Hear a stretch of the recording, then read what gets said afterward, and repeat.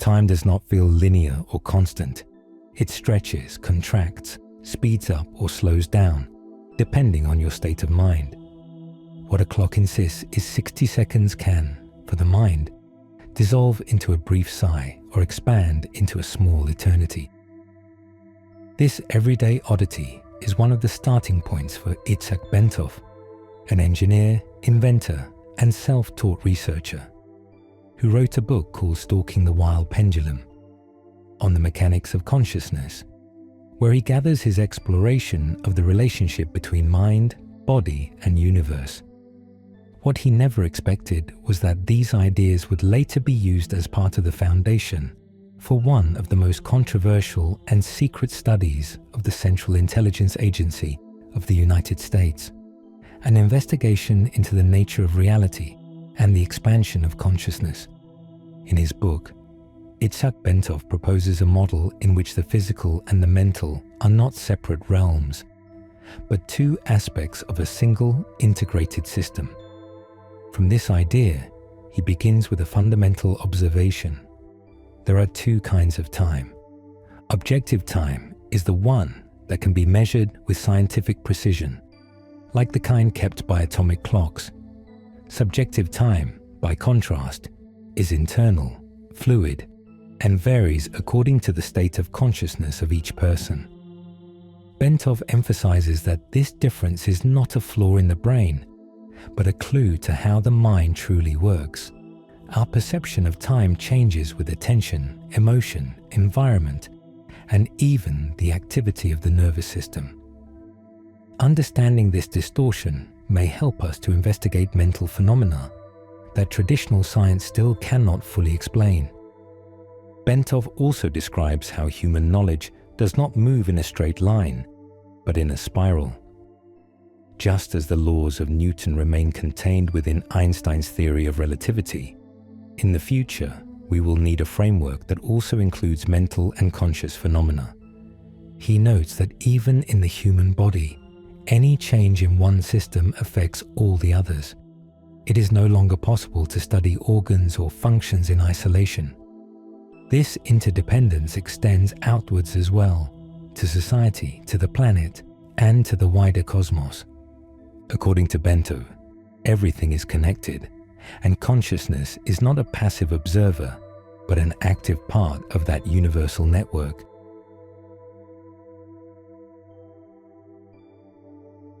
Itzhak Bentov proposes a simple yet revealing experiment, designed to explore how consciousness alters the perception of time.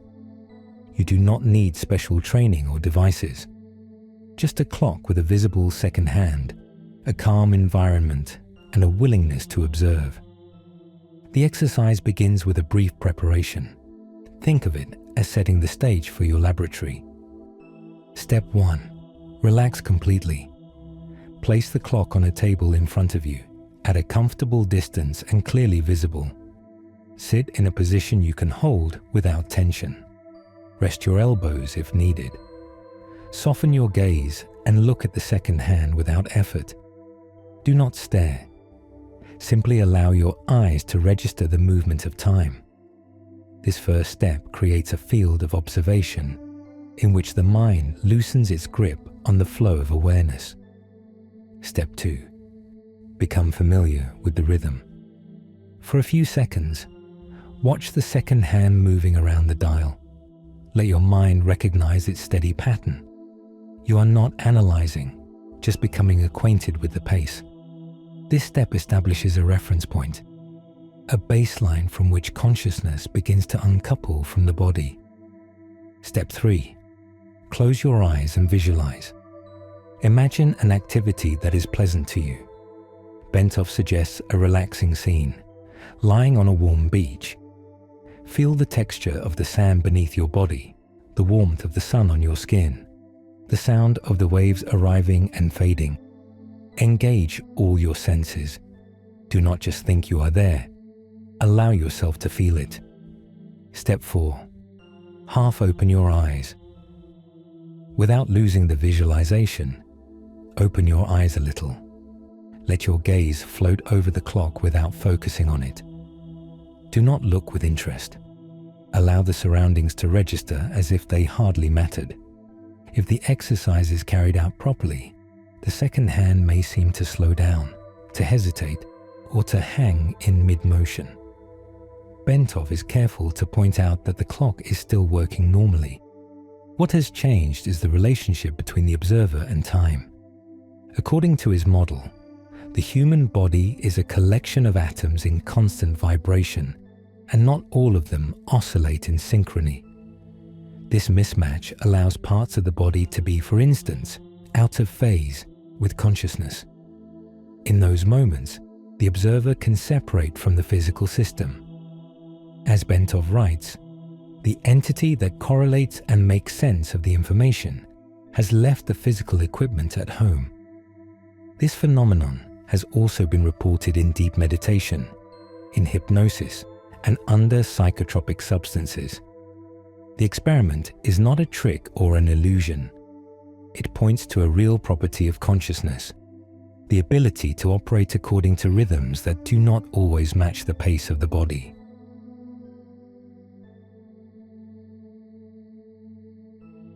In the model proposed by Itzhak Bentov, the human body is not a static structure. It is an oscillator. Each person produces an internal movement that behaves like a pendulum, swinging up and down, and in every complete cycle, it passes through 2 points of rest, one at the beginning of the movement and one at the end. According to his observations, this oscillation takes place about 7 times per second. That means that, in energetic and conscious terms, the body goes through roughly 14 pauses per second. These pauses are not mere mechanical interruptions. The body is made up of countless atoms, all vibrating constantly, yet not all of them do so in perfect synchrony. That tiny natural mismatch between particles generates moments in which the physical system carries on functioning, even though consciousness is not strictly aligned with it. It is during these points of rest that something subtle yet profound can occur. The observer briefly expands beyond its usual limits. For the ordinary mind, this process is so fleeting that it passes completely unnoticed. However, each micro-instant of rest allows consciousness to move away, explore, and return before the next cycle begins. Bentov maintains that this momentary expansion is completely natural and happens continuously in all human beings. It is not a rare gift or a mystical exception. It is built into the very way the body and consciousness interact. This phenomenon is illustrated in Figure 28, where a continuous line represents our solid physical reality, interrupted by small excursions that rise outwards into another dimension. On that other side, the observer can have experiences without those experiences being registered in ordinary awareness. Bentov compares it to a calculator which, after a brief loss of power, still shows the last number on the screen. The body remains there, operating as usual, but consciousness is temporarily elsewhere. He sums it up with a clear statement. Our solid physical reality continues as usual, except for small pauses during which our observer is absent and then returns. In everyday life, these micro-journeys are imperceptible. We behave as if nothing had happened. Yet in deeper states of consciousness, the angle of opening of subjective experience widens, and part of what is perceived during those expansions can return to the conscious mind. An illustrative example is subliminal advertising, where images flashed for fractions of a second influence us without our noticing. For Bentov, something similar is happening here. Even when we are not aware of it, part of us is constantly going out and coming back.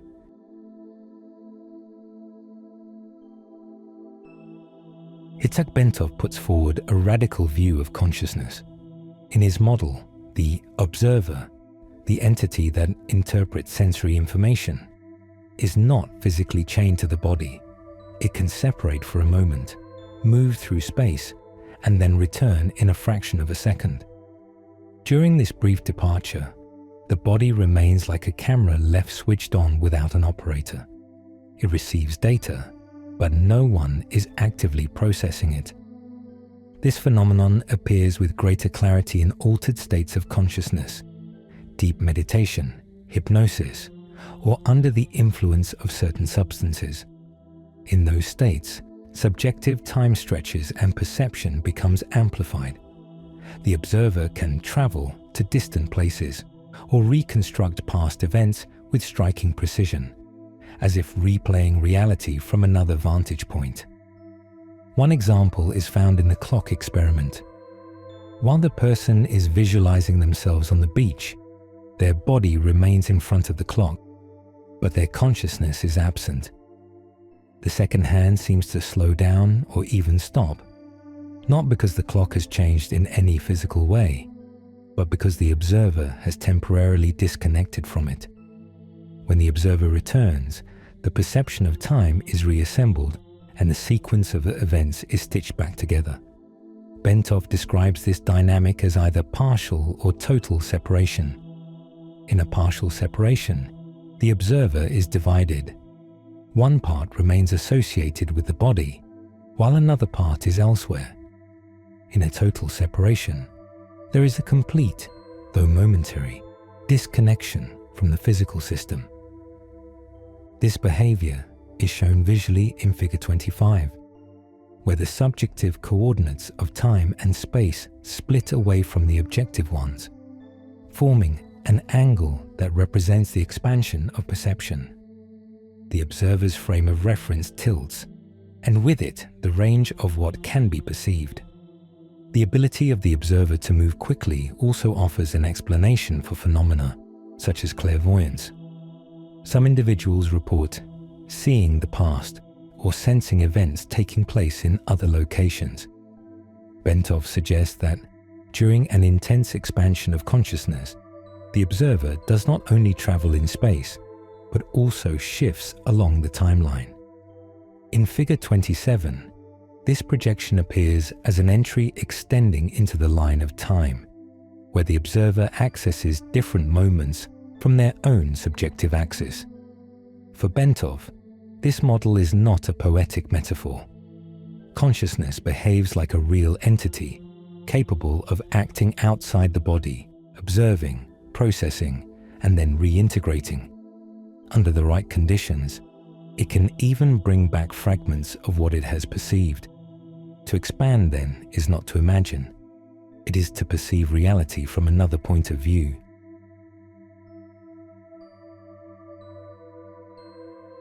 For Itzhak Bentov, consciousness is not bound by the same restrictions that govern matter. When it separates from the body, the observer can operate beyond the traditional limits of space and time. To explain this, Bentov turns to a key concept in physics: the speed of light as the maximum allowed in the physical universe. Everything that has mass and moves below that speed exists within what is called a time-like framework, where events follow a clear temporal sequence. In Figure 23, Bentov represents this limit. The vertical axis shows time, the horizontal axis shows space. A photon, traveling at the speed of light, traces a diagonal line across this diagram. Everything that moves more slowly than light stays close to the time axis. But Bentov goes further and introduces another idea: tachyons, hypothetical particles that would move faster than light. Their trajectory would not follow the time axis, but would lean towards the space axis, placing them in a space-like category. These entities could cross enormous distances without requiring time in the usual sense. If something moves with infinite speed, it does not need to travel from place to place. It is already present everywhere.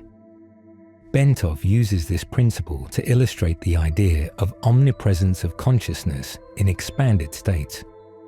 In Figure 24, he introduces the concept of subjective coordinates. In an ordinary state of mind, these line up with the physical coordinates of space and time. However, in an expanded state of consciousness, the axis of subjective time stretches and the axis of subjective space widens. This expansion of perception allows the observer to operate outside the conventional physical framework. Bentov offers a simple example. If we could travel from New York to London in a few seconds, we would be almost present in both places at once. If that movement were to exceed the limits of time itself, we would no longer be traveling at all, but being at every point in the system simultaneously.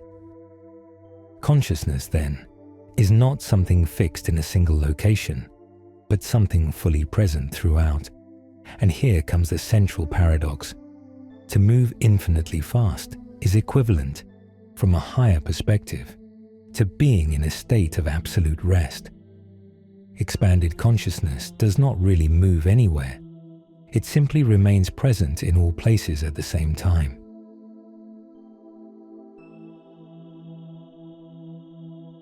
Itzhak Bentov observed that in altered states of consciousness, subjective time can dilate in an extraordinary way. This expansion is not an illusion, nor just a simple psychological effect. It is a real phenomenon of perception that reveals a little-known property of consciousness: its capacity to operate along a temporal axis that is different from the physical one. During a dream, for example, a person may live through a long story with multiple scenes, intense emotions, and complex dialogues. Yet on waking, they realize that only a few seconds have passed since they closed their eyes. Something similar happens under hypnosis. The subject may describe memories in great detail, as if an entire hour had gone by, when in objective terms only a brief moment has passed. Under the effect of certain substances, such as cannabis or LSD, people also report that time seems to slow down. An ordinary conversation can feel like an extremely long process, with each word separated by what feels like an eternity. However, if the conversation is recorded and played back later, it becomes clear that everything happened at normal speed. It was perception that stretched, not the event itself. Bentov does not explain this as a mere acceleration or malfunction of the brain. His proposal goes further. He suggests that during these states, the subjective coordinates of the observer separate from the objective coordinates of the physical body. This separation allows the observer to enter time from a different angle, with greater availability to examine details that would usually go unnoticed. To explain this idea, he turns to figure 26, a pole with knots along its length, casting its shadow in the light of the setting sun. The longer the shadow becomes, the farther apart the knots seem. That extra distance allows each knot to be examined one by one with greater clarity. In this analogy, the knots are the events, and the shadow is subjective time. As the shadow lengthens, consciousness has more space in which to move and observe. In deep meditative states, the same principle can be accessed. The mind enters a different rhythm in which the present moment stretches, and consciousness is able to encompass more without speeding anything up. Mental content does not multiply because it rushes, but because it deepens. The experience becomes denser, richer, as if every second were filled with minutes.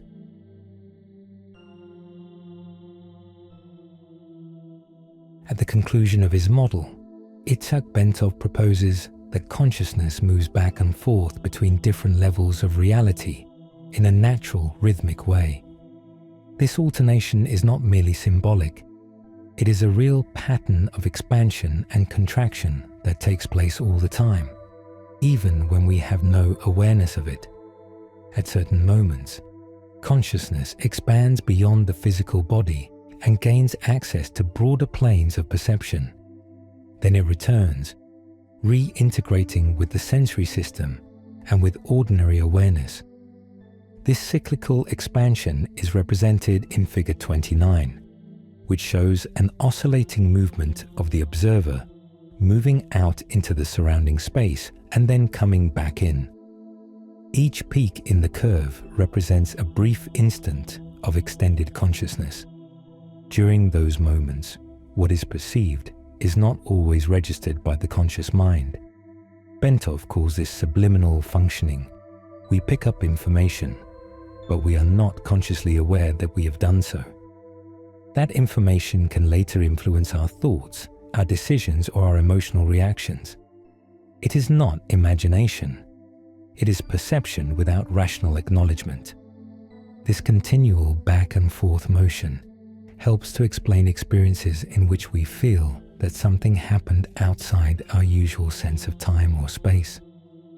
According to Bentov, consciousness changes frequency, accessing alternate realities as if it were moving along a spectrum.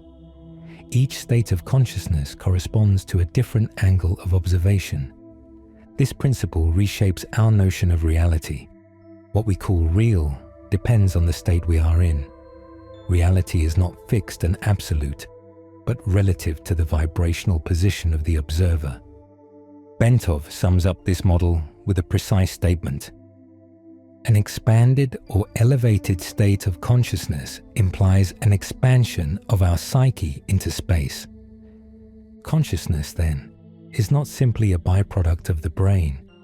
It behaves as an entity that can move, project itself, and redraw the map of what we call the world. The key is not only in what is being looked at, but in who is looking, and from which level of reality that observation is taking place.